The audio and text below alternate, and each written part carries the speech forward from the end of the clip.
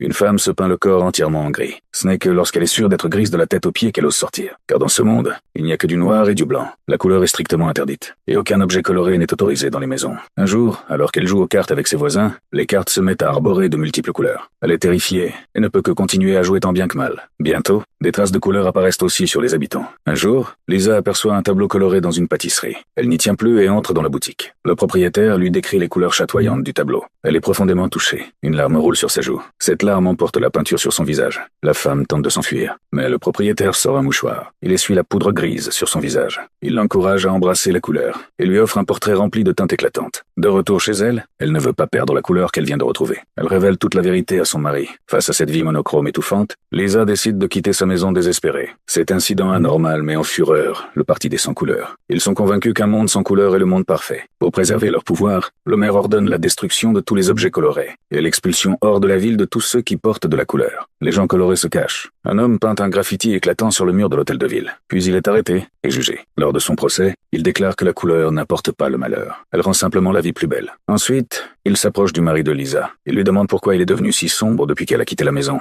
À cet instant précis, il comprend que rien ne peut éteindre son amour pour sa femme. Les larmes jaillissent sans cesse de ses yeux. La couleur envahit tout son corps. Tout le monde est stupéfait par ce changement. Inspiré par les paroles de David, les habitants dépourvus de couleur retrouvent leur propre couleur. Il s'avère que les émotions sont la clé pour posséder la couleur. Lisa partage cette découverte avec David. David provoque volontairement le maire dans le but de le mettre en colère. Dans une colère extrême, le corps du maire se couvre lui aussi de couleur. Finalement, toute la planète est recouverte de teintes lumineuses, et les gens retrouvent leur véritable liberté.